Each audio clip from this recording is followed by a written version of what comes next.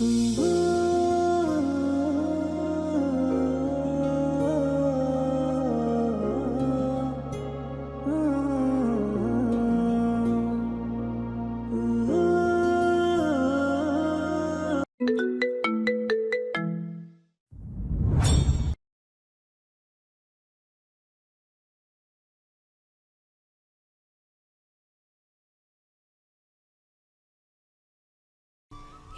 Morris না কেন তুই?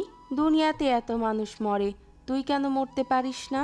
কাল নাগিনী নিজের বাপ মাকে খেয়েছে, এখন আমাকে শেষ করতে চাইছিস? এই বলে রাশেদা বেগম ঠাস দিয়ে একটা থাপ্পড় বসিয়ে দিল মহুয়ার কোমল তুলতুলে গালে। শ্যামলার গায়ের রং হয় থাপ্পড়ের দাগ তেমন সুস্পষ্টভাবে বোঝা যাচ্ছে না, তবে লালচে ঠোঁটের কোণ ঘেঁষে চিকন রক্তরেখা টুপ করে গড়িয়ে পড়ল। মেয়েটা নিজের কালো ডাগর ডাগর অশ্রুতে টইটুম্বুর নয়নে তাকালো সৎ নামক অত্যাচারী নারীর দিকে। মেয়েটার এমন ছলছল নয়ন দেখেও বিন্দু পরিমাণও মায়া হলো না তার। চোখের পলকেই মেয়েটার ঘন কালো কেশ মুঠো করে ধরে নিজের সামনে দাঁড় করালো আর অগ্নিকণ্ঠে হুকুম করলেন, আজকে বাড়ির সব কাজ তুই করবি, মুখ পুরি। মহুয়া মেয়েটা শুকনো গলায় মৃদু আওয়াজ তুলল। কিন্তু মা, আমার কলেজ। মেয়েটা নিজের বাক্যটুকু শেষ করতে পারল না, তার পূর্বেই রাশেদা বেগম আবারও মেয়েটার বাম গালে আরেকটা থাপ্পড় বসিয়ে দিল। এবার যেন চোখের জল আর কোনো বাধা মানল না, ঝরঝর করে গড়িয়ে পড়ল অক্ষিপট থেকে। মেয়েটা যন্ত্রণা আর ঘৃণার দৃষ্টিতে তাকালো রাশেদা বেগমের দিকে, কিন্তু হায়, এই নিষ্ঠুর মহিলা মহুয়ার চোখের ভাষা বুঝলো না। বুঝলো তার উপর খুব শীঘ্রই আল্লাহর আযাব নেমে আসবে। খোদা এমন অত্যাচার কখনোই সইবে না। রাশেদা বেগম মহুয়ার চুল ছেড়ে দিয়ে মেয়েটাকে ফ্লোরে ধাক্কা মারলেন। মেয়েটা তাল সামলাতে না পেরে পড়ে গেল। হাতের কোনোয়ে খানিকটা ব্যথা পেল, কিন্তু কোনো প্রকার টুস শব্দ করল না। রাশেদা বেগম খেকিয়ে উঠলেন, ওসব কলেজ টলেজ পরে হবে ক্ষণ, আগে ঘরের সব কাজ শেষ করবি, তারপর এসব পড়ালেখা। আর এত পড়ালেখা করে কি করবি তুই? দুদিন পর তো সেই শ্বশুর বাড়ি গিয়ে থালা বাসনই মাজতে হবে। বাক্যটি শেষ করতেই তার ঠোঁটের কোণে বিশ্রী হাসির পল্লব ফুটে উঠল। তিনি বিদ্রুপপ্রাপ্ত স্বরে বললেন, অবশ্য তোকে কেই বা বিয়ে করবে? চেহারার যা ছিঁড়ি, কাইল্লা ভূত একটা। তোমার মতো কালো মেয়েকে তো কাজের লোক হিসেবেও কেউ রাখবে না। ছ্যা, তোর থেকে আমার মেয়ে রূপে সোনার হরিণ। সৎ মায়ের এমন অপমানজনক কথা আর প্রাণে সইল না তরুণীর। নিজেকে কোনো রকমে সামলে উঠে দাঁড়ালো নিজের ঘরের দিকে। পথে সে ধাক্কা খেলো তার সৎ বোন জারার সাথে, কিন্তু আজ যেন তরুণী নিজের হুঁশ হারিয়ে ফেলেছে। এদিকে সেদিকে না তাকিয়ে নিজের ঘরে গিয়ে দরজা ধপ করে বন্ধ করে দিল। দরজার সঙ্গে কোমল শরীরখানা ঠেসে হাঁটু ভেঙে বসে পড়ল মেঝেতে। ভাঙ্গা স্বরে কেঁদে উঠল মেয়েটা। শ্যামলা গায়ে অশ্রুর রেখা যেন দাগ কেটে গেল। দু গালে হালকা লালচে আঙ্গুলের ছাপ বসে গেছে। মেয়েটা মিনমিন স্বরে নিজেকেই প্রশ্ন করল, আমি এতটাই অসুন্দর? গায়ের রং শ্যামলা বলে কি আমায় এত ঘৃণা করে মা? কিন্তু সবাই তো বলে আমি একটা মিষ্টি মেয়ে, তাহলে কি সবাই মিথ্যে বলে? আগে পরিচয় করিয়ে দেই, নাম তার মহুয়া ভুইয়া, সবাই আদর করে ডাকে মেহু। গায়ের রং উজ্জ্বল শ্যামলা, ডাগর ডাগর হরিণী চোখ, লালচে অধর আর লম্বা কেশ। ওই নিষ্পাপ মুখের পানে দুদণ্ড তাকালে মন জুড়িয়ে যায়। মেয়েটা খুব কম হাসে, খুব কম হাসে বললেও ভুল হবে। খুব চঞ্চল আর প্রাণবন্ত মেয়ে ছিল সে, কিন্তু বাবার মৃত্যুর পর সৎ মায়ের অত্যাচার এখন কেমন চুপ হয়ে গেছে। বেশিরভাগ সময় চুপচাপ আর একা থাকতে এখন বেশি পছন্দ করে। তার জন্মের 7 বছরের মাথায় মেয়েটা হারায় নিজের জন্মদাত্রী মাকে। মেয়েকে দেখাশোনা করার জন্য আমজাদ ভূঁইয়া দ্বিতীয় বিয়ে করে ঘরে তুলেন রাশেদা বেগমকে। আমজাদ ভূঁইয়ার কাছে সে সব সময় একজন ভালো স্ত্রী রূপে থাকলেও মহুয়ার সামনে বরাবরই ছিল তার অন্য রূপ। সৎ মা যে ভালো হয় না তার এক জলজান্ত উদাহরণ এই রাশেদা বেগম। মহুয়ার বাবা গত 2 বছর আগেই হার্ট অ্যাটাক করে দুনিয়ার মায়া ত্যাগ করেন। রেখে যান তার এতিম মেয়েটাকে এই সৎ মা নামক অত্যাচারীর কাছে। আমজাদ ভূঁইয়ার মৃত্যুর পর থেকেই রাশেদা বেগম আরও বেশি হিংস্র হয়ে ওঠে। প্রতিনিয়ত মহুয়াকে অপমান, অত্যাচার, মারধর করেন। আর মহুয়া শুধু একটুখানি আশ্রয়ের আশায় সব অত্যাচার মুখ বন্ধ করে সহ্য করে যায়। 19-এর গুন্ডিতে পদার্পণ করা মহুয়ার একটা ছোট স্বপ্ন আছে, একটা সুখের জীবনের আশায় প্রতি রাতে খোদার দরবারে আর্জি জানায়। রাশেদা বেগমের মহুয়াকে অপছন্দ করার আরেকটা কারণ হলো তার মেয়ে যারা মহুয়ার চেয়ে ফর্সা, যারা তার আগের ঘরের সন্তান। প্রথম স্বামীর সঙ্গে ডিভোর্সের পর থেকে মেয়ে তার সঙ্গেই থাকে। মেয়ের সৌন্দর্য নিয়ে তিনি বেশ অহংকারী বটে। উঠতে বসতে মহুয়াকে তার গায়ের রং নিয়ে কটু কথা শোনায়। রাশেদা বেগম গ্লাস থেকে ঢকঢক করে পানি পান করলেন। এমন মুহূর্তে আগমন ঘটে তার মেয়ে জারার। ফর্সা গায়ের রং হওয়ায় অহংকারে যেন তার পা মাটিতে পড়ে না, অথচ কাজে গুণে সে একটা অষ্টঢম্বা। গ্লাসের পানিটুকু ঢেলে খাওয়া যেন তার কাছে অসম্ভব বিষয়। যারা এসে রাশেদা বেগমের পাশে বসল আর নেকি স্বরে বলে উঠল, মা, এই মহুয়া হারামজাদি আমায় ধাক্কা দিয়ে গেল। আহ, চুপ কর তো। ওই মেয়েকে ঘর থেকে বিদায় করার ব্যবস্থা করছি আমি। যারার চোখ জোড়া বড় বড় হয়ে উঠল। সে উৎফুল্ল কণ্ঠে বলে উঠল, কি করবে? রাশেদা বেগম নিজের গালে খিলি পান পুড়ে নিয়ে তা চিবাতে চিবাতে বলে উঠল, ওই যে পাশের এলাকার মুকলেস আছে, তার ছেলে টিপুর সাথে হতচ্ছাড়িটার বিয়ে ঠিক করব ভাবছি। কি? ওই ছেলে তো একটা গাঞ্জাখোর। রাশেদা বেগম তার তর্জনী আঙ্গুলে চুন নিয়ে আরেকটা পানের খিলি বানিয়ে নিজের মুখে পুরে নিলেন আর বিদ্রুপপ্রাপ্ত হাসি দিয়ে বলে উঠলেন, ওই কাইল্লার জন্য আর ভালো ছেলে এই এলাকাতে খুঁজে পাবি? অতটাও কালো না ও। এই চুপ কর তো। তোমার মতো এত সুন্দরীও না ওই চেংড়ি। তা অবশ্য ঠিক বলেছ। মা মেয়ে দুজনেই কুটকুট করে হেসে উঠল। দুপুরের রোদটা যেন আজ আলাদা উজ্জ্বলতা ছড়িয়ে দিচ্ছে। চৌধুরী বাড়ির সামনের গেট থেকে শুরু করে বারান্দা পর্যন্ত রঙিন ফুলের মালা ঝুলছে। রান্নাঘরের দিক থেকে ভেসে আসছে ঘি, গরম মশলা আর পোলাওয়ের সুগন্ধ। কাজের লোকেরা দৌড়ে বেড়াচ্ছে, কারো হাতে ট্রে, কারো হাতে ফুলের ঝুড়ি। দূরে হাসির শব্দ, কারো তারা, কারো চিৎকার। সব মিলিয়ে যেন বাড়িতে এক আনন্দময় পরিবেশ তৈরি হয়েছে, যেন মনে হচ্ছে বাড়িতে আজ বিয়ে। ঠিক তখনই বাহিরে হঠাৎ গাড়ির ব্রেক কষার কর্কশ শব্দে পরিবেশটা থমকে গেল। কালো গাড়িটা গেটের সামনে এসে দাঁড়াতেই দারোয়ান তড়িঘড়ি করে গেটটা খুলে দিল। গাড়ির দরজা খুলে নেমে এলো শাহরিয়ার অরণ্য চৌধুরী। লম্বা দেহ, চোখ মুখে ক্লান্তির ছাপ, তবুও দৃষ্টিতে তীব্র উৎকণ্ঠা। 3 বছর পর দেশে ফিরছে, কিন্তু সেই ফিরে আসাতে আনন্দ নেই। আছে শুধু বুকের ভেতর কাঁপতে থাকা একটাই প্রশ্ন, মা ঠিক আছে তো? সে দ্রুত পায়ে বাড়ির ভেতরের দিকে অগ্রসর হলো। সুটকেসটা ড্রাইভারের হাতে ছুড়ে দিয়ে এক মুহূর্ত নষ্ট করলো না। সিঁড়ি ভাঙতে ভাঙতে তার শ্বাস ভারী হয়ে উঠছে, কপালে ঘাম জমছে। চারপাশে সাজসজ্জা, আলোয় হাসির শব্দ, কিছুই তার চোখে পড়ছে না। এই উৎসব মুখর বাড়িটা এক মুহূর্তে তার ভয়ের সঙ্গে বেমানান। সিঁড়ি ডেঙ্গিয়ে দোতলার বাবা মায়ের ঘরের দিকে অগ্রসর হলো। দরজা খুলে রুমে প্রবেশ করতেই অরণ্য কিংকর্তব্য বিমুখ হয়ে উঠল। নিজের চোখকে মুহূর্তের জন্য বিশ্বাস করতে দ্বিধা হচ্ছিল তার। তার মা মৌসুমী বেগম হেসে খেলে কথা বলছে তার 2 খালা আর বাবার সঙ্গে। তাহলে ফোনে যে বলল তিনি ভীষণ অসুস্থ। মুহূর্তেই তার উদ্ঘৃণ্য আর উৎকণ্ঠিত মুখখানা গম্ভীর হয়ে উঠল। চোয়াল শক্ত হয়ে গেল তার। 2 হাত মুষ্টিবদ্ধ করে গম্ভীর কণ্ঠে আওয়াজ তুলল, কি হচ্ছে এখানে?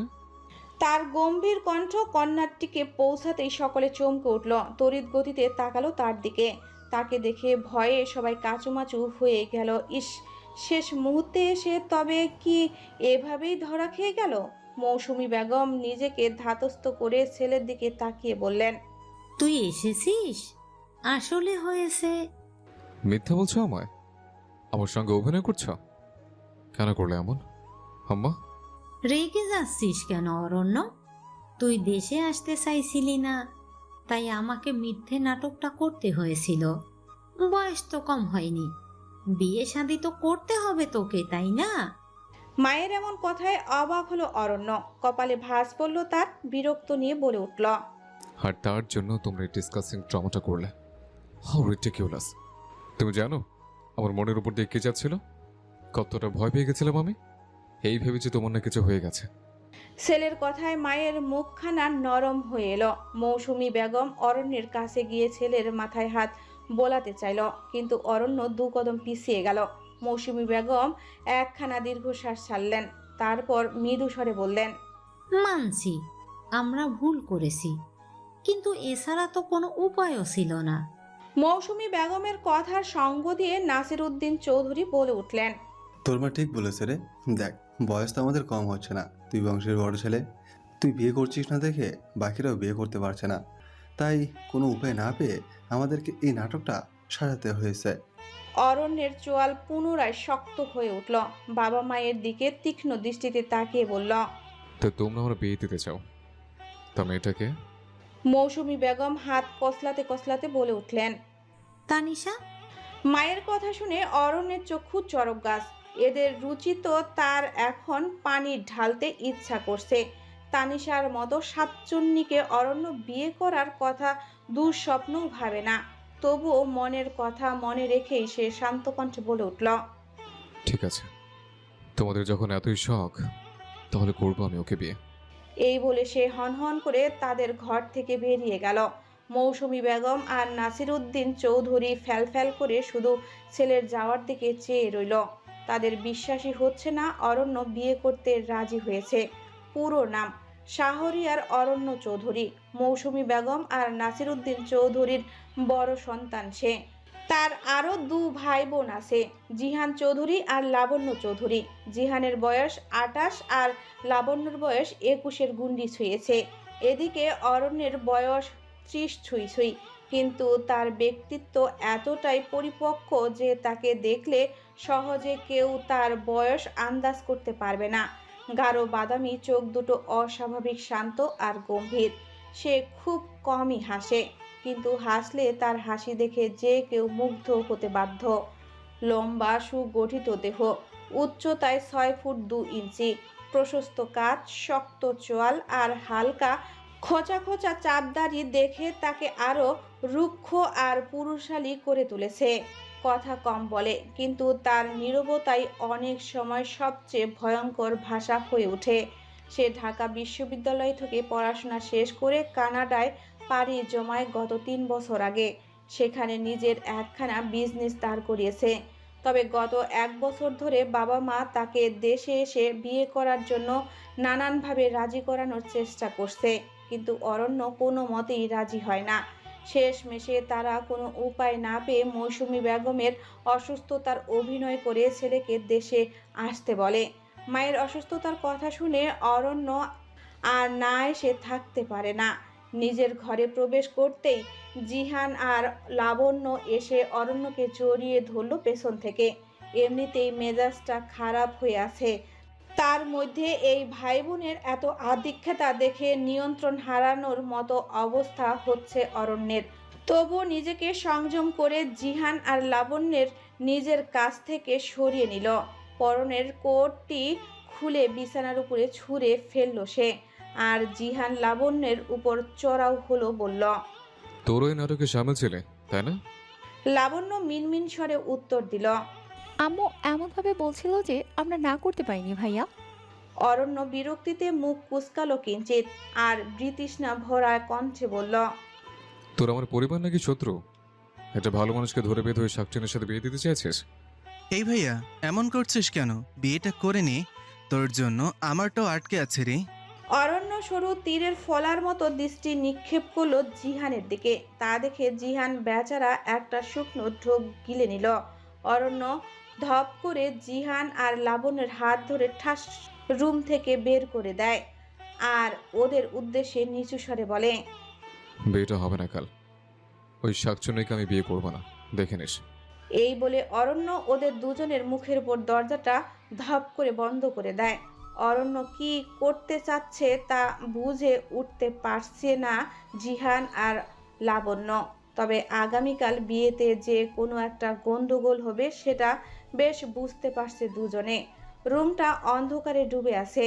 জানালার ফাঁক দিয়ে আসা ফিকে চাঁদের আলো মেঝের এক কোণে লম্বা ছায়া ফেলে রেখেছে। দেওয়ালগুলো ধূসর অন্ধকারে মিশে গিয়ে ঘরটাকে আরো গভীর আরো নিঃসঙ্গ করে তুলেছে। খোলা জানালা দিয়ে হালকা শীতল হাওয়া ঢুকছে। সেই বাতাসে পর্দাগুলো ধীরে ধীরে দুলছে, কখনো সামনে কখনো পেছনে। ঘড়ির টিকটিক শব্দ অস্বাভাবিকভাবে জোরে শোনা যাচ্ছে। এই অন্ধকারে আচ্ছন্ন রুমের এক কোণে নামাজের উপর বসে মোনাজাতে রবের কাছে অভিযোগ করে যাচ্ছে মহুয়া। মেয়েটার সাপ কান্নার শব্দে রুমখানা ভরে উঠেছে। তার মোনাজাতে করা ফিসফিসির অভিযোগগুলো বাতাসের সাথে মিশে যাচ্ছে। এ কেমন জীবন দিলে তুমি আমায় আল্লাহ। আমি যে দিনকে দিন হাঁপিয়ে উঠছি এই জীবন নিয়ে। প্রতিনিয়ত এত অপমান, অত্যাচার, লাঞ্ছনা যে আমি আর সইতে পারছি না। তোমার এত বড় দুনিয়াতে আমায় একটু ভালোবাসার মতো কেউ কি নেই আল্লাহ? ডুকরে কেঁদে উঠে মেয়েটা। চোখের পানি মুছতে মুছতে আবার অভিযোগ করলো উপরওয়ালার কাছে। জানো আল্লাহ, আজকে না মা আমায় খুব মেরেছে, আমায় মরে যেতে বলেছে। আল্লাহ, মায়েরা বুঝি এমন হয়? কই, আমার যতদূর মনে পড়ে আমারও মতো কখনো আমায় মারেনি, আমায় মরে যেতে বলেনি। তাহলে কি সব সৎ মাই এমন খারাপ হয়? জানো, মা জারাকে কত ভালোবাসে, কিন্তু আমায় বাসে না। মেয়েটার এই কান্নায় করা আহাজারি অভিযোগগুলো খোদার আসর পর্যন্ত পৌঁছাচ্ছে কিনা তা সে জানে না। তবে এই দুনিয়াতে নিজের দুঃখ কষ্টগুলো খোদার কাছে বলা ছাড়া তার তো আর কেউ নেই। যার কাছে সে বলবে সে কেমন আছে, কেমন অনুভব করে। মেয়েটা নামাজ শেষ করে উঠে দাঁড়িয়ে জায়নামাজ ভাঁজ করে ড্রয়ারের মধ্যে রাখতেই জানালা দিয়ে পাশের বাড়ির এক ছেলের কণ্ঠস্বর ভেসে এলো। ছেলেটা প্রায়শই রাতে গিটার হাতে নিয়ে টুংটাং শব্দ করে গান গায়। আজও তার ব্যতিক্রম নয়। মহুয়া জানালার পাশে গিয়ে কান পেতে শুনল সেই কণ্ঠস্বরে ভেসে আসা গান। কিছু মানুষ মরে যায় 25-এ, তারপর মরে গিয়েও বহুকাল বাঁচে সে। মহুয়া গান শুনতে শুনতে মলিন স্বরে বলে উঠল, আর কিছু মানুষ মরে যায় 19-এ। ফজরের আজান কানে পৌঁছাতেই মহুয়া সজাগ হলো। ডাগর ডাগর নয়নজোড়া পিট পিট করে খুলে বালিশের পাশে থাকা ওড়নাখানা গায়ে পেঁচিয়ে বাথরুমের দিকে অগ্রসর হলো। অজু সেরে গিয়ে নামাজ আদায় করে নিল। তারপর ঘর থেকে বেরিয়ে রান্নাঘরে গেল। বাড়ির বাকি দুজন সদস্য এখনো ঘুম থেকে ওঠেনি। মহুয়া একখানা চাপা শ্বাস ছেড়ে নাস্তা বানানো শুরু করলো। রান্নাঘরে চতুর্ভুজ আকৃতির জানালাখানা দিয়ে মৃদু আলো এসে মহুয়ার শ্যামলা বদনে আছড়ে পড়ছে। সোনালি আলোয় মেয়েটার কোমল মুখশ্রীখানি রোদে চকচক করে উঠল। হাজারো বিষণ্ণতার মাঝে মেয়েটার লালচে ঠোঁটে মৃদু হাসির স্ফটিক স্পষ্ট হলো। নাস্তা বানানো শেষ হতেই অত্যন্ত যত্ন সহকারে সব খাবার ডাইনিং টেবিলের উপরে রাখলো। ঠিক সেই মুহূর্তেই আগমন ঘটল রাশেদা বেগম আর জারার। দুজনকে দেখেই মনে হচ্ছে সবে ঘুম ভেঙেছে তাদের। মহুয়াকে দেখেই বিরক্তিতে মুখ বাঁকিয়ে ফেললেন রাশেদা বেগম। তা মহুয়ারও দৃষ্টি অগোচর হলো না। তবে মেয়েটা কোনো বিশেষ প্রতিক্রিয়া করলো না। এইসবে সে অভ্যস্ত। চেয়ারে বসতে বসতে রাশেদা বেগম শক্ত কণ্ঠে জিজ্ঞেস করল, কি বানিয়েছিস আজকের নাস্তায়? মহুয়া মৃদু স্বরে বলল, মা, আজকে তুমি যা যা খেতে পছন্দ করো তাই বানিয়েছি। এই যে পরোটা, তোমার পছন্দের গরুর গোশতের ঝোল, সব। মেয়েটা কাপা হাতে খাবার বেড়ে দিতে দিতে বলল। যারা খাবারের দিকে তাকিয়ে নাক সিটকালো আর নেকা স্বরে বলল, আম্মু, আমি এসব খাবো না, আমি স্যান্ডউইচ খাবো। বোন আজকে খেয়ে নে, আমি আগামীকাল বানিয়ে দেব। মহুয়ার কথা শেষ হবার দেরি হলো। তখনই রাশেদা বেগম ওর দিকে চোখ রাঙিয়ে তাকালেন।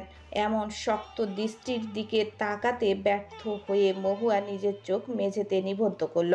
রাশেদা বেগম জারার মাথায় হাত বুলিয়ে মহুয়াকে উদ্দেশ্য করে ঝাঁঝালো কণ্ঠে বলে উঠল, এত চ্যাটাং চ্যাটাং কথা না বলে চুপচাপ গিয়ে ও যা চাইছে তা বানিয়ে নিয়ে আয়। মহুয়া কোনো প্রকার টু শব্দটি করল না। নরম পা ফেলে রান্নাঘরের দিকে চলে গেল। ডাগর ডাগর হরিণী চোখ জোড়া নোনা অশ্রুতে ঝাপসা হয়ে উঠল মেয়েটার। রান্নাঘর থেকে একবার তাকালো ডাইনিং টেবিলের দিকে। রাশেদা বেগম জারার মাথায় পরম যত্নে হাত বুলিয়ে দিচ্ছেন। মুহার চোখের জল আর বাত মানল না। টুপ করে বৃষ্টির পানির মতো ঝরে পড়ল অক্ষিকুল থেকে, আর মনে মনে বলে উঠল, আমার আম্মু বেঁচে থাকলে নিশ্চয়ই আমায় এভাবেই আদর করতো। কী রে মুখপুরি, স্যান্ডউইচ বানাতে গিয়ে হারিয়ে গেলে নাকি? জলদি নিয়ে আয়, আমার মেয়েটার খিদে পেয়েছে তো নাকি? রাশেদা বেগমের হুঙ্কার কানে পৌঁছাতেই মহুয়া দ্রুত নিজের চোখের জল মুছে নিল আর মৃদু স্বরে বলল, আনছি মা। চৌধুরী বাড়িটি জাঁকজমকপূর্ণভাবে সজ্জিত। বিভিন্ন ধরনের লাইট, ফুল, ঝাড়বাতি দিয়ে সাজানো বাড়িখান দেখে কোনো রাজপ্রাসাদের থেকে কম মনে হচ্ছে না। বাড়ির সকলে কোনো কাজে ব্যস্ত হয়ে আছেন, আর বাড়ির বড় ছেলের বিয়ে বলে কথা। এইদিকে এসব থেকে বিরক্ত হয়ে অরণ্য নিজের ঘরের দরজা বন্ধ করে নিজের কাজ করছে। মৌসুমী বেগম বেশ কয়েকবার দরজায় কড়া নাড়লেও অরণ্য তেমন একটা সাড়া দেয়নি। লাবণ্য একটা নীল রঙের চুড়িদার পরে নিচে নামতেই মৌসুমী বেগমের ডাক পড়ল। মেয়েটা মায়ের দিকে তাকিয়ে একটা মিষ্টি হাসি দিয়ে বলল, আম্মু, আমি মেহুকে আনতে যাচ্ছি। গতকাল তোকে আসতে বলেছিলাম, কিন্তু ওর সৎ মা বারণ করায় ও আর আসতে পারেনি, তাই আজ নিজে গিয়ে নিয়ে আসবো। লাবণ্যের কথায় মৌসুমী বেগম একটা দীর্ঘশ্বাস ফেললেন আর বললেন, যা গিয়ে নিয়ে আয় ওকে, তবু যদি মেয়েটা দুদণ্ড জিরোতে পারে। লাবণ্য হ্যাঁ সূচক মাথা নাড়ল। তারপর বেরিয়ে পড়ল মহুয়াদের বাড়ির উদ্দেশ্যে। আজ আর গাড়ি নিয়ে বের হলো না, একটা রিক্সা নিয়ে রওনা হলো। মহুয়ার সঙ্গে লাবণ্যর পরিচয় ঘটে 2 বছর আছে।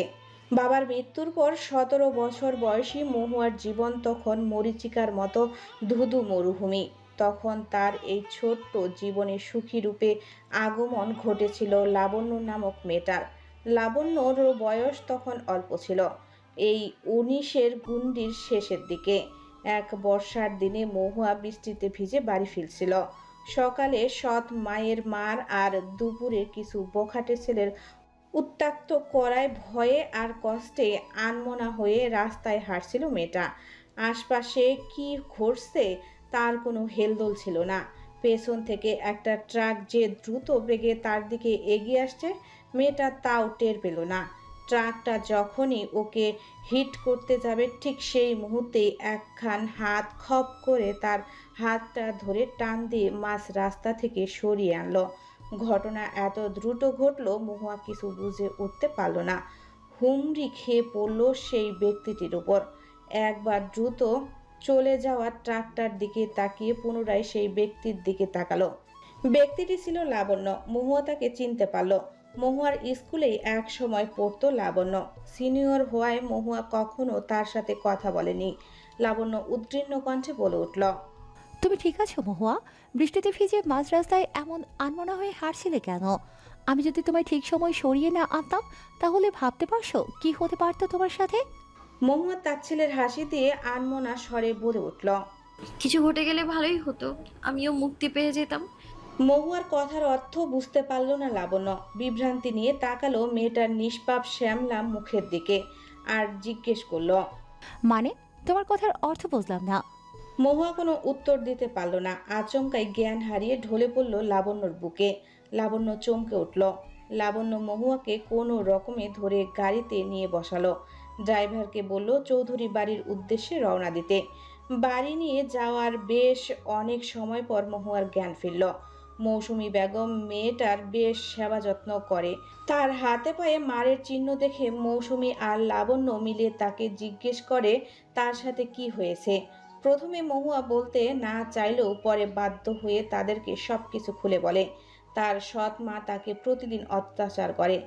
পান থেকে চুন খসলেই মারধর আর কথায় কথায় কটু কথা শোনায় তার গায়ের রং নিয়ে।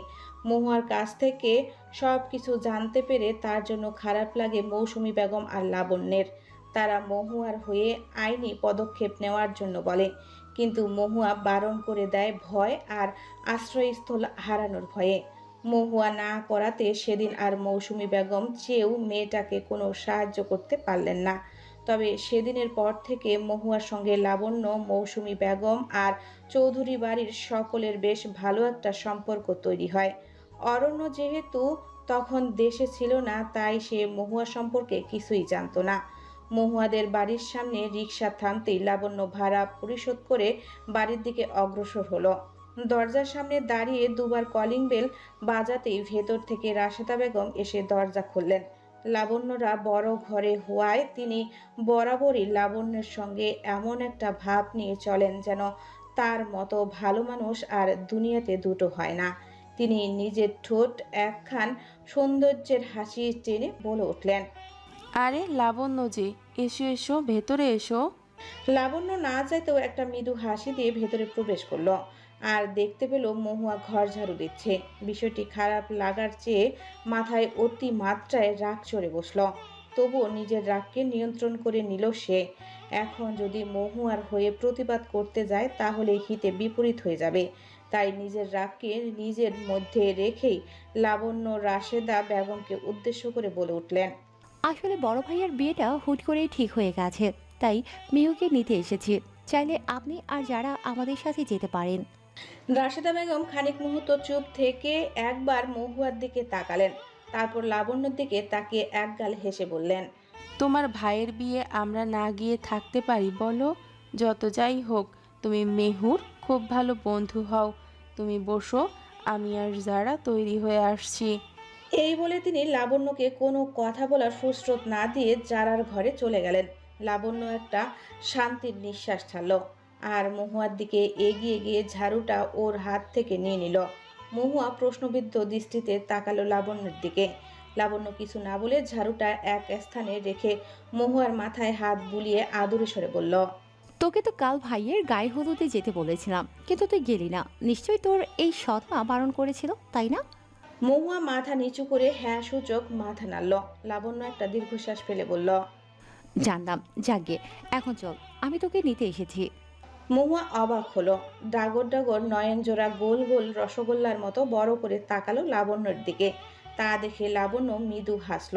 মহুয়া বোকা সরে বলল, কিন্তু মা তো যেতে দিবে না। তোর এই কটকটি মাকে কি করে বাঘে আনতে হয় তা এই লাবণ্য খুব করেই জানে। তোকে একা যেতে দেবে না, তাই তাদেরও সাথে যেতে বলেছি। সত্যি? তাহলে আমি যেতে পারবো? লাবণ্য শুধু হাসল। মহুয়া খুশিতে লাবণ্যকে জড়িয়ে ধরল। আজ কতদিন পর ও বাড়ির বাহিরে যাবে, একটু আনন্দ মজা করতে পারবে। মহুয়া লাবণ্যকে জড়িয়ে ধরা অবস্থায় আনন্দিত স্বরে বলে উঠল, থ্যাংক ইউ, থ্যাংক ইউ। তুই পৃথিবীর সবচেয়ে সেরা বেস্ট ফ্রেন্ড। তোর ঠোঁটে একটু হাসি ফোটানোর জন্য আমি আর আম্মু সব করতে পারি। লাবণ্য, মহুয়া, রাশেদা বেগম আর জারাকে নিয়ে চৌধুরী বাড়িতে এলো। লাবণ্যর ফুপু সুমিতা বেগমের সঙ্গে আবার রাশেদা বেগমের বেশ ভাব আছে। রাশেদা বেগম এখানে এসেই তার সঙ্গে গল্প জুড়ে বসলেন। এইদিকে জারার দৃষ্টি বারবার জিহানের দিকে যাচ্ছে। সে গত কয়েক মাস ধরে জিহানকে পছন্দ করে, কিন্তু জিহান তাকে 2 পয়সাও পাত্তা দেয় না। তবু এতে জারার বেহেয়াপনা যেন এক বিন্দুও কমে না। ওইদিকে লাবণ্য মহুয়াকে নিয়ে গেছে মৌসুমী বেগমের কাছে। মেয়েটাকে দেখা মাত্রই মৌসুমী বেগম তাকে জড়িয়ে ধরলেন আর স্নেহের স্বরে বললেন, কেমন আছিস মেহুমা? আমি ভালো আছি মামুনি। হয়েছে, আমায় আর মিথ্যে বলতে হবে? এই 1 সেকেন্ড, তোর গালে কি হয়েছে? মহুয়া চমকে উঠল। ইনিয়ে বিনিয়ে কিছু বলার জন্য মুখ খুলল, কিন্তু মৌসুমী বেগম তাকে থামিয়ে দিলেন আর মেয়েটার গালে হাত রেখে বললেন, ওই বেদ্যপ মহিলা আবার তোর গায়ে হাত তুলেছে? মহুয়া মিনমিন স্বরে বলে, এভাবে বলো না মামুনি, উনি আমার মা। মা? মা না ছাই। ওই মহিলা একটা রাক্ষসী। না হলে তোর মতো একটা ফুলের মতো মেয়ের গায়ে কেউ হাত তুলতে পারে? মহুয়া কিছু বলল না আর মাথা নিচু করে মেঝের দিকে তাকিয়ে রইল। মৌসুমী বেগম একটা দীর্ঘশ্বাস ফেললেন আর ওর মাথায় হাত বুলিয়ে আদুরে স্বরে বললেন, যা, গিয়ে কিছু খেয়ে নে, তারপর আবার রেডি হতে হবে তো। অরণ্য, না মানে ভাইয়া, লাবণ্য তো বললো উনি দেশে আসতে চাইছিলেন না। তাহলে একদিনের মধ্যে কি করে এলো মামুনি? মহুয়ার প্রশ্নে লাবণ্য আর মৌসুমী বেগম দুজনে হেসে উঠলেন। তারপর লাবণ্যের হাত ধরে বলল, সে অনেক কাহিনী, আমি তোকে পরে বলবো। এখন চল, কিছু খাবি? এই বলে লাবণ্য মহুয়াকে নিয়ে ডাইনিং এরিয়াতে চলে গেল। মৌসুমী বেগমও হাঁটা ধরলেন লাবণ্যর ঘরের দিকে। দোতলার ডান পাশের কর্নারের রুমের সামনে গিয়ে দরজায় কড়া নাড়তেই অরণ্য দরজা খুলল। মাকে দেখেও তার কঠোর মুখ ও ভঙ্গিমার কোনো পরিবর্তন ঘটল না। মৌসুমী বেগম ছেলের দিকে শেরওয়ানি এগিয়ে দিয়ে বলল, এইটা পরে তৈরি হয়ে থাকিস কেমন? অরণ্য একবার শেরওয়ানির দিকে তাকালো, তারপর মায়ের দিকে তাকিয়ে শীতল কণ্ঠে বলল, বিয়ে করতে বলেছ, রাজি হয়েছে। এখন কি পড়তে হবে না পড়তে হবে সেটা তোমাদের না ভাবলেও চলবে। শাহরিয়ার, আম্মু প্লিজ ফোর্স করবে না, আমি একটা স্যুট পরে নেব। It will be more comfortable than this sherwani. Mousumi Begum আর কিছু বলতে পারলেন না। একটা দীর্ঘশ্বাস ছেড়ে নরম স্বরে বললেন, ঠিক অত্যন্ত সময় তো গার্ডেনের স্টেজে উপস্থিত থাকিস। বাগানের চারিদিকে রঙিন ফেয়ারি লাইটের ঝাড়ল গাছের ডাল বেয়ে নেমে এসেছে। দূর থেকে দেখলে মনে হয় ছোট ছোট তারা মাটিতে নেমে ঝুলে আছে। কাঁচা ঘাসের উপর সাদা কাপড় বিছিয়ে সাজানো হয়েছে পথ। বাগানের মাঝখানে কাঠের উঁচু স্টেজ তৈরি করা হয়েছে। লাল সোনালি ফুল আর গাধার মালায় মোড়ানো হয়েছে স্টেজ। মাথার উপর পাতলা সামিয়ানা, তার চারপাশে নরম আলোর ছড়ানো ঝাড়বাতি। আত্মীয় স্বজনদের ভিড়, কেউ হাসছে, কেউ গল্পে মশগুল, কেউ মোবাইলে ছবি তুলছে। বাচ্চাদের দৌড়ঝাঁপে বাগানটা আরো প্রাণবন্ত হয়ে উঠেছে। কিন্তু বাড়ির ভেতরের দৃশ্য সম্পূর্ণ ভিন্ন এই মুহূর্তে।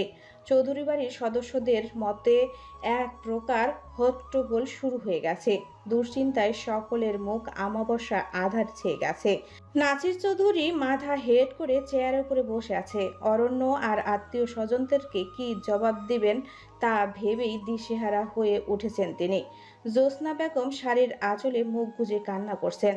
মেয়ে যে তার সকলের মুখে এমনভাবে চুনকালি মাখিয়ে বিয়ের দিন পালিয়ে যাবে তা তিনি স্বপ্নেও কখনো ভাবেনি। তানিশা তালুকদার হলো অরণ্যের একমাত্র খালা, জ্যোৎস্না বেগমের একমাত্র মেয়ে। ছোটবেলা থেকেই বেশ আদরে মানুষ হয়েছে। অরণ্য আর ওর সম্পর্ক বরাবরই ছিল সাপে নেউলের মতো। কেউ কাউকে দু চোখে সহ্য করতে পারে না। এর অবশ্য একখানা কারণ আছে। যাকগে সেসব। তানিশা কলেজের পড়াকালীন সময় এক ছেলের সাথে তার প্রেমের সম্পর্ক হয়। আর তাই আজ কাউকে কিছু না জানিয়ে শুধু একটা চিঠি লিখে ও সেই ছেলের সঙ্গে পালিয়ে গেছে। একটু আগে জ্যোৎস্না বেগম ওর রুমে গিয়েছিলেন তৈরি হয়েছে কিনা দেখতে, কিন্তু গিয়ে দেখেন মেয়ে তার ঘরে নাই, আর টেবিলের উপরে একটা চিঠি রাখা। জ্যোৎস্না বেগম কান্নারত অবস্থায় বলেন, দুলা ভাই, বিশ্বাস করেন আমি সত্যি জানতাম না এমন কিছু করবে। হ্যাঁ, এখন এইসব ভেবে আর কোনো লাভ নেই জ্যোৎস্না। বাড়ির সম্মান বাঁচানো যায় কিভাবে সেটা ভাবো। আর অরণ্য এই খবর জানলে কেলেঙ্কারি হয়ে যাবে। এমনিতেও বিয়ে করতে চাইছিল না। আমরা কত নাটক করে ওকে দেশে আসতে বাধ্য করেছি। এখন যদি জানতে পারে এমন কিছু ঘটেছে, তাহলে আল্লাহ জানে কি হবে। মহুয়া লাবণ্যর পাশে দাঁড়িয়েছিল। সবার জন্য খারাপ লাগছে ওর, কিন্তু কিছু করতেও তো পারবে না। ঠিক তখনই লাবণ্য মহুয়ার হাত ধরে মহুয়াকে নিয়ে তার নিজের ঘরে চলে গেল। তাদের সাথে সাথে মৌসুমী বেগমও রুমে এসে দরজা বন্ধ করে দিলেন। লাবণ্য মহুয়ার হাতখানা মৃদুভাবে মুঠো করে ধরে বলে উঠল, আমার একটা কথা রাখবি মিহু? মহুয়া কপাল কুঁচকে একবার মৌসুমী বেগমের দিকে তাকালো, তারপর আবার লাবণ্যর দিকে দৃষ্টিপাত করলো আর জিজ্ঞেস করলো, কি কথা? আমার ভাইয়াকে বিয়ে কর। মহুয়া দু কদম পিছিয়ে গেল। মহুয়া কিংকর্তব্য বিমুখ হয়ে গেল। কিছু বলার মতো শব্দ খুঁজে পাচ্ছে না। হতবাক দৃষ্টিতে তাকিয়ে আছে মৌসুমী বেগম আর লাবণ্যের দিকে। মৌসুমী বেগম ওর কাছে এসে আলতো করে ওর গালে হাত বুলিয়ে বলল, রাজি হয়ে যা না মা, এতে করে তুইও ওই নরক যন্ত্রণা থেকে মুক্তি পেয়ে যাবি। কি? কিন্তু মামনি, এটা তো ঠকানো হবে। আমি জানি, কিন্তু এখন এছাড়াও তো আর কোনো উপায় আমি দেখতে পাচ্ছি না। রাজি হয়ে যা, আমি তোকে কথা দিচ্ছি মামুনি তোকে লাবণ্যর মতো করে আগলে রাখবো। কেউ আর কখনো তোকে কষ্ট দিতে পারবে না। আকাশে গোলাকার চাঁদটা একরোখাভাবে স্থির হয়ে আছে। তার পাশেই অজস্র তারা নক্ষত্রের টিম টিম আলোয় চিকচিক করছে। ঠিক চৌধুরী বাড়িতে লাগানো ফেরি লাইটগুলোর মতো। বাড়ির ভেতরে সবাই দুশ্চিন্তায় ভারাক্রান্ত থাকলেও বাড়ির বিশাল বাগানের পরিবেশটা সম্পূর্ণ আনন্দ আমেজে ভরা। অরণ্য, কাজী, নাসির চৌধুরী সহ সবাই এখন এখানে উপস্থিত। অরণ্য অভিব্যক্তিহীন ভঙ্গিতে স্টেজের উপরে রাখা সোফাতে বসে আছে। সবাই অপেক্ষা করছে কনের জন্য। সে আসলেই বিয়ের কাজ আরম্ভ করা হবে। পরনে একখানা খয়েরি রঙের বেনারসি, হাতে গলায় গহনা সমাহার, স্নিগ্ধতায় মরানো শ্যামলা মুখশ্রীতে নেই কোনো বাড়তি সাজসজ্জা। মুখ ঢাকার জন্য একখানা সোনালি রঙের বিশাল দোপাট্টা। বারবার নিজের প্রতিচ্ছবিকে আয়নায় দেখছে মহুয়া। মনের মাঝে তোলপাড় করা ঝড় চলছে। অজানা ভয়ে শরীর শিউরে উঠছে তার। মৌসুমী বেগমকে ঘরে প্রবেশ করতে দেখে মহুয়া স্বস্তির স্বরে বলে ওঠে, মামুনি, আমরা কি ঠিক করছি? আরেকবার ভেবে দেখো। মৌসুমী মৃদু স্বরে মহুয়ার মাথায় হাত বুলিয়ে দিল আর বললেন, এই বিয়েটা যে শুধু বাড়ির সম্মান রক্ষার্থে হচ্ছে না মেহু, এই বিয়ে আমি দিচ্ছি তোমাকে ওই নরক থেকে বের করে আনতে, ওই সৎ মা নামক অত্যাচারের কাছ থেকে তোকে মুক্ত করে আনতে। মহুয়ার ডাগর ডাগর নয়নজোড়া আকস্মিক ভিজে এলো। অশ্রুতে টুইটুম্বুর নয়নে তাকালো মৌসুমী বেগমের দিকে। মৌসুমী মেয়ের ললাটে একখান স্নেহের চুমু এগিয়ে দিলেন, তারপর লাবণ্যের সাথে করে ঘোমটার আড়ালে থাকা মহুয়াকে নিয়ে হাঁটা ধরলেন বাগানের দিকে। অরণ্য বেশ আয়েশি ভঙ্গিতে বসে আছে। মুখখানা দেখে মনে হচ্ছে সে একদম চিন্তামুক্ত। তার বাম পাশে বসে আছেন নাসিরউদ্দিন চৌধুরী। চোখে তীব্র অস্বস্তি আর দুশ্চিন্তার ছাপ লেগে আছে। কপালে বিন্দু বিন্দু ঘামের ফোঁটা জমেছে। তখনই বাগানে আগমন ঘটল মৌসুমী চৌধুরী ও লাবণ্যের সঙ্গে নতুন কনের। সবাই হাস্যোজ্জ্বল মুখ নিয়ে তাকালো সেথায়। সবার মূল কেন্দ্রবিন্দু এই মুহূর্তে ঘোমটার আড়ালে থাকা কনে। কিন্তু কেউই জানে না এই ঘোমটার আড়ালে যে কনে বদল হয়েছে। কনেকে আসতে দেখে আয়েশি ভঙ্গিতে বসে থাকা অরণ্য বিস্মিত হলো। বাদামি রঙের চোখ জোড়া বন্ধ করে পুনরায় খুলল। না, সে তো ভুল দেখছে না। কিন্তু এটা কি করে সম্ভব? তানিশা তো পালিয়ে গেছে। অরণ্য নিজেই তো তানিশাকে তার প্রেমিকের সঙ্গে পালাতে সাহায্য করেছে। মুখখানা মুহূর্তেই আমাবস্যার মতো আধারের চাঁদে ঢেকে গেল। চোয়াল শক্ত হলো মুহূর্তেই। দু হাত মুষ্টিবদ্ধ করে ফেলল সে। রাগে মস্তিষ্ক টকবক করতে শুরু করেছে। দাঁতে দাঁত চেপে মনে মনে বলে উঠল, কেন? তোর লাইফ আমি হেল করে ছাড়বো। তুই বলেছিলি বিয়ে করবি না, তাই তো তোকে তোর প্রেমিকের সাথে পালাতে সাহায্য করেছিলাম। বাট তুই যে একটা মির্জাফর, তা আবার প্রমাণ করে দিলি। লাবণ্য ঘোমটার আড়ালে থাকা মহুয়াকে অরণ্যের পাশে নিয়ে গিয়ে বসালো। কাজী সাহেব একগাল হেসে বলে উঠল, তাহলে এ তো দেরি কিসের বলেন? বিসমিল্লা পরে এবার তাহলে বিয়েটা শুরু করি। জি, অবশ্যই। শুভ কাজে দেরি করা একদম উচিত নয়। মৌসুমী বেগমের কাছ থেকে অনুমতি নিয়ে কাজী বিয়ের আরম্ভ করলেন। অরণ্য এতটাই রেগে আছে যে একবার কনের দিকে তাকানোর প্রয়োজন বোধ করল না। আর না কাজী কি বলছেন, কার নাম বলছেন, সে দিকে তার খেয়াল আছে। বিয়ে শেষ হতেই সবাই আলহামদুলিল্লাহ বলে উঠল। কিন্তু তখনই অরণ্য কোনো কথা না বলে উঠে দাঁড়ালো। মৌসুমী বেগম প্রশ্নবিদ্ধ দৃষ্টিতে ছেলের দিকে তাকালেন, কিন্তু অরণ্য তা তোয়াক্কা না করে সেখান থেকে হনহন করে বেরিয়ে গেল। সবাই আশ্চর্য দৃষ্টিতে তাকিয়ে আছে তার যাওয়ার দিকে। কেউ কেউ তো ইতিমধ্যেই কানাঘোষা শুরু করে দিয়েছে। তবে মৌসুমী বেগম তাদের কথায় কান দিলেন না। মহুয়ার কাছে গিয়ে মেয়েটার মাথায় হাত বুলিয়ে বললেন, কিছু মনে করিস না মা, ও একটু রকচটা স্বভাবের। না না মামুনি, আমি কিছু মনে করিনি। মৃদুস্বরে মহুয়া কথাটা বলল। মৌসুমী বেগম এক চিলতে হাসি দিয়ে বললেন, আমি খুব খুশি আজকের পর থেকে কেউ আর তোকে কষ্ট দিতে পারবে না। আমি সব সময় তোর ছায়া হয়ে তোকে আগলে রাখবো। সব অতিথিদের বিদায় জানিয়ে বাড়ির সবাই সবে লিভিং রুমে এসে বসেছে। অরণ্য যে সেই বিয়ের আসর থেকে বেরিয়েছে এখনো তার কোনো খবর নাই। সবাই লিভিং রুমের সোফাতে বসতেই লাবণ্য এসে একে একে সবাইকে লেবুর শরবত এগিয়ে দিল। রাশেদা বেগম মুখে হাসি নিয়ে বললেন, এবার আমাদেরও উঠতে হবে। রাত তো কম হলো না, কিন্তু এই মহুয়াটা যে কোথায়? বিয়ের আসরেও ওকে একবারের জন্য দেখলাম না। রাশেদা বেগমের কথায় সবাই তার দিকে তাকালো। মৌসুমী বেগম নিজের শরবতটা খেয়ে রাশেদা বেগমের দিকে এগিয়ে গেলেন আর বললেন, আমার যদ্দূর মনে পড়ে, বিয়ের আসরে তো আপনি আর যারা ছিলেন না, আপনারা তো তখন খাওয়া দাওয়া নিয়েই ব্যস্ত ছিলেন। মৌসুমী বেগমের এমন সোজাসাপটা কথায় রাশেদা বেগম লজ্জা পেয়ে গেলেন। 2 কদম পিছিয়ে গেলেন তিনি, যারাও অস্বস্তিতে পড়ে গেল। রাশেদা বেগম মুখে মিশে হাসি টেনে বলে উঠলেন, আসলে ওই আর কি। যান, বাড়ি ফিরে যান, রাত অনেক হয়েছে। কিন্তু মহুয়াটা যে মেহু আর ভুইয়া বাড়িতে ফিরে যাবে না।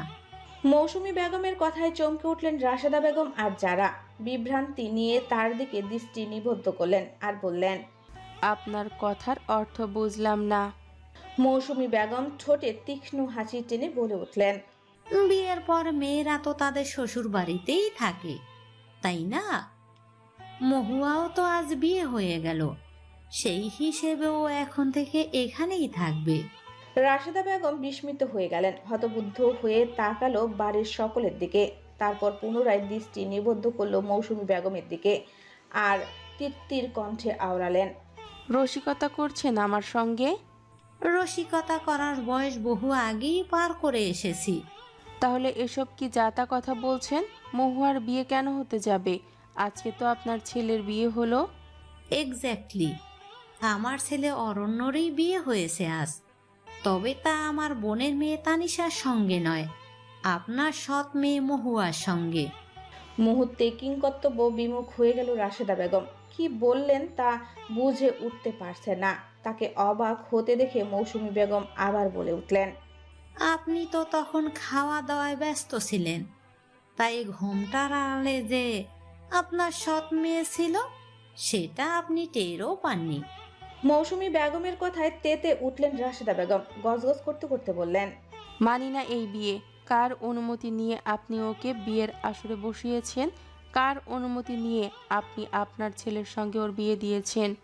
মৌসুমী বেগম কোনো জবাব দেওয়ার পূর্বে নাসির উদ্দিন চৌধুরী তার পেছন থেকে বেশ কড়া কণ্ঠে জেরা করে উঠলেন, অনুমতির কথা জিজ্ঞেস করেছেন আপনি? আচ্ছা, তো আপনি কার অনুমতি নিয়ে মেয়েটাকে দিনের পর দিন অপমান করেন?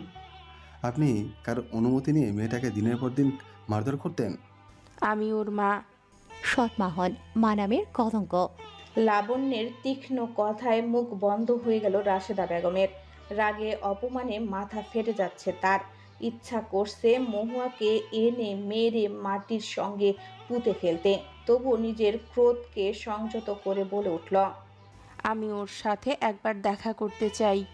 মৌসুমী বেগম কড়া কণ্ঠে জবাব দিলেন, না, আপনি ওর সাথে আজ দেখা করতে পারবেন না। সারাদিন ওর উপর দিয়ে অনেক ধকল গেছে, ওর এখন একটু বিশ্রামের প্রয়োজন। আপনি আপনার মেয়ে যারাকে নিয়ে বাড়ি ফিরে যান। রাশেদা বেগম ঠায় দাঁড়িয়ে রয়ে সকলের প্রতিটা কথা হজম করে নিলেন। অতঃপর কোনো প্রকার কথা না বলে মেয়েকে নিয়ে চুপচাপ বাড়ি থেকে বেরিয়ে গেলেন। চৌধুরী বাড়ির সবাই যেন হাফ ছেড়ে বাঁচল। মৌসুমী সোফায় বসতে বসতে শান্ত স্বরে বলে উঠলেন, আল্লাহ যা করেন ভালোর জন্যই করে। ঠিক বলেছ আমু। অবশেষে মিহু এই জালিমদের কাছ থেকে মুক্তি পেল। অরণ্যের ঘরটা বেশ সাদামাটা ভাবে সাজানো হয়েছে। সাদা আর কালো রঙের পর্দাগুলো জানালার ধারে নরম বাতাসে আলতো দুলছে। জানালার ফাঁক দিয়ে চাঁদের মৃদু আলো ঘরে প্রবেশ করছে। বিছানার ওপর ঝকঝকে পরিষ্কার সদেফ সাদা চাদর, তার মাঝখানে ছড়ানো কয়েকটা গোলাপের পাপড়ি, যা চোখে পড়লেই হৃদয়ে মৃদু কাঁপন তুলছে। ঘরের এক কোণে ছোট্ট টেবিলে রাখা কাচের ফুলদানিতে টাটকা রজনীগন্ধা। তাদের মিষ্টির গন্ধ ধীরে ধীরে পুরো ঘর জুড়ে ছড়িয়ে দিচ্ছে এক ধরনের মাদকতা। মহুয়া মেয়েটি গুটিসুটি ভঙ্গিতে জড়সড় হয়ে বিছানার কেন্দ্রে বসে আছে। মুখখানি এখনো ঘোমটার আড়ালে লুকিয়ে রাখা। হৃদয়ে মাঝে তীব্র ঝড় চলমান তার। মস্তিষ্কের ভেতরে আনাগোনা ক্ষণে ক্ষণে বৃদ্ধি পাচ্ছে। স্বামীর মুখ আদৌ কি তার কপালে আছে, নাকি এই পোড়া কপালের দুঃখই থেকে যাবে আজীবন? এসব চিন্তা বারবার মেয়েটার ছোট্ট মনটাকে কাঁপিয়ে তুলছে। তার ভাবনার অবসান ঘটতেই দরজা খোলার শব্দ হলো। খানিকটা কেঁপে উঠল মেয়েটা, বুকটা কেমন থরথর করে কাঁপছে। ঘোমটার আড়াল থেকে দেখার চেষ্টা করলো কে এসেছে। একটু ভালো করে দেখার পর বুঝলো এটা অরণ্য। অরণ্য ঘরে প্রবেশ করেই সোজা আলমারির দিকে এগিয়ে গেল। বিছানায় যে তার সদ্য বিয়ে করা বউ বসে আছে সে তোয়াক্কা সে করলো না। আলমারির সাথে থাকা লাগেজটা হাতে নিয়ে ঘর থেকে বেরিয়ে যাওয়ার পূর্বে একবার বিছানার দিকে তাকালো। ঘোমটার আড়ালে মহুয়াকে তানিশা ভেবে আবেগহীন ধারালো স্বরে বলে উঠল, you know what, I really hate you. তোর মতো একটা মেয়েকে নিজের স্ত্রী হিসেবে আমি কখনোই গ্রহণ করব না। এই বলে অরণ্য হনহন করে ঘর থেকে বেরিয়ে গেল। বিছানায় বসে থাকা মেয়েটার প্রতিউত্তর শোনার প্রয়োজন বোধ করলো না। মহুয়া নিজ স্থানে স্থির হয়ে গেল। মুহূর্তের মধ্যেই মনে হলো তার হৃদয়টাকে কেউ ধারালো ছুরি দিয়ে ক্ষত বিক্ষত করে দিয়েছে। যেই ভয়টা সে পেয়েছিল ঠিক তাই ঘটল। নয়নজোড়া অশ্রুতে ভরে উঠল। গুটি গুটি পায়ে বিছানা ছেড়ে উঠে দরজার দিকে অগ্রসর হলো। দরজাটা খোলাই ছিল। রুম থেকে বের হতেই নিচ থেকে ভেসে এলো চিৎকার চেঁচামেচির তুমুল শব্দ। মহুয়া রেলিং ধরে দাঁড়িয়ে দোতলা থেকে নিচে তাকালো। মৌসুমী বেগম, নাসির উদ্দিন চৌধুরী, লাবণ্য আর জিহান অরণ্যকে আটকিয়ে ধরেছে। মৌসুমী বেগম নরম স্বরে বলল, এমন করিস না অরণ্য, মেয়েটা খুব ভালো। অরণ্য মাকে থামিয়ে দিল আর শীতল কণ্ঠে বলল, বিয়ে করতে বলেছ, আমি করেছি।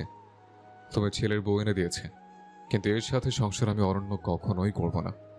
এই বলে সে সবাইকে নিজের সামনে থেকে সরিয়ে দিয়ে বাড়ি থেকে বেরিয়ে গেল। মৌসুমী বেগম পেছন থেকে বারবার চেঁচিয়ে বলে উঠলেন, অরণ্য, তুই ভুল বুঝছিস। ও তানিশা নয়, ও মহুয়া।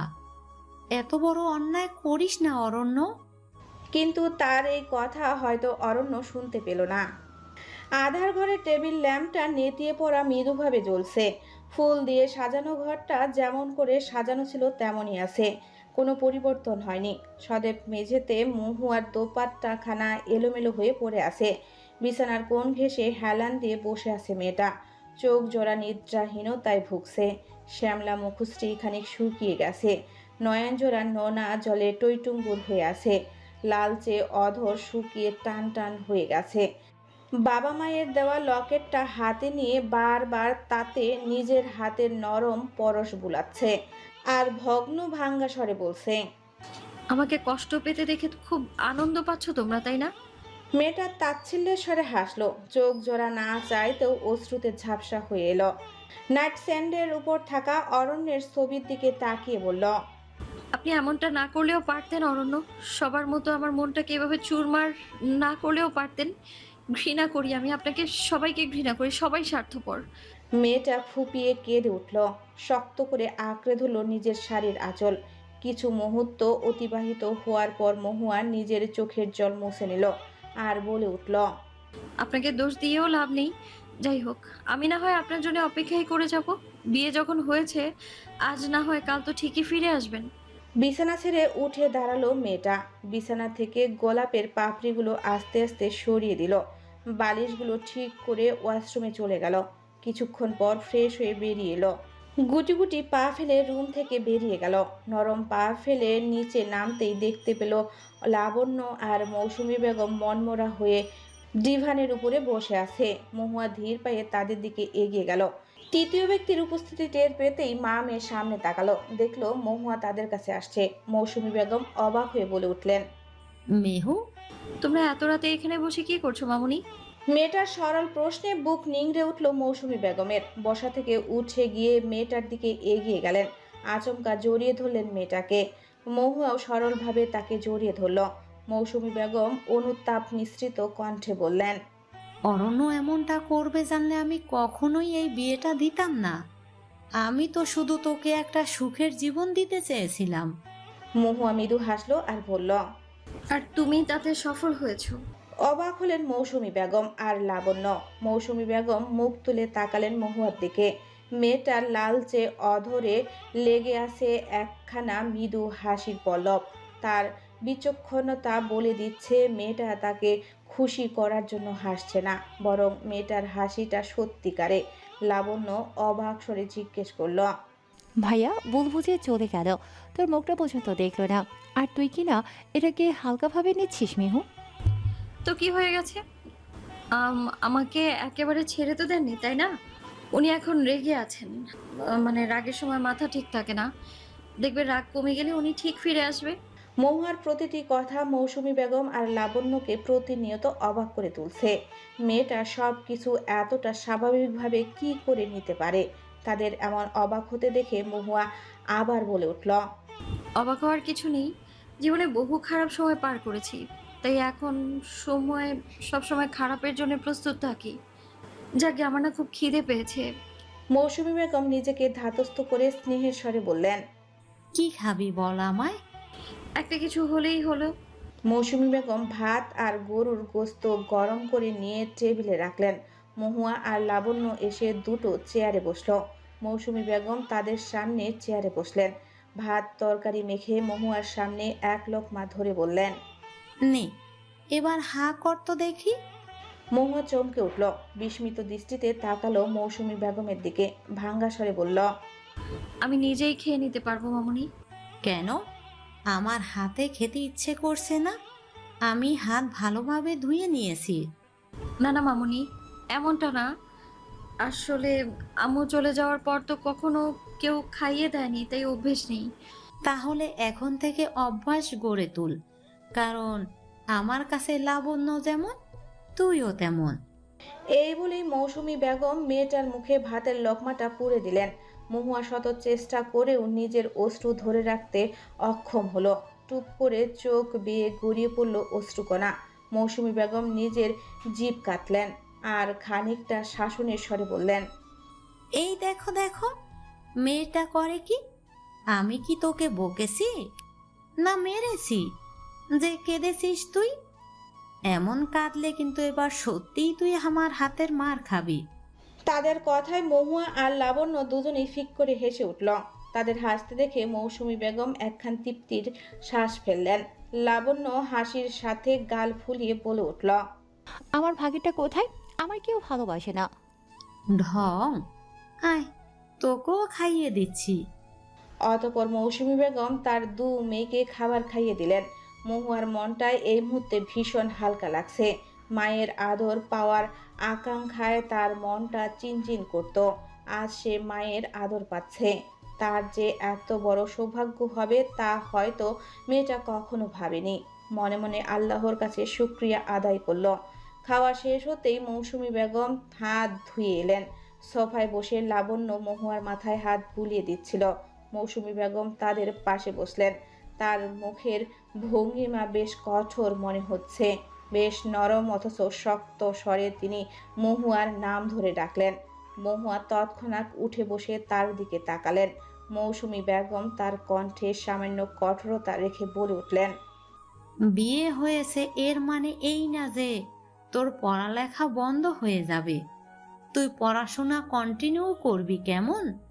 পড়াশোনার পাশাপাশি যদি তোর অন্য কিছু করার ইচ্ছে থাকে তাহলে তুই আমাকে তাও বলতে পারিস। আচ্ছা মামুনি।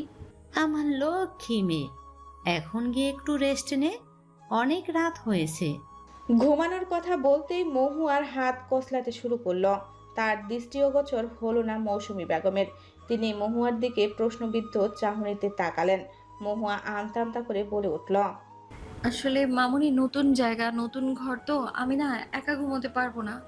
মহুয়ার কথায় মৃদু হাসলেন মৌসুমী বেগম আর মেয়েটার মাথায় হাত বুলিয়ে দিয়ে নরম স্বরে বললেন, আচ্ছা, তোকে একা ঘুমোতে হবে না।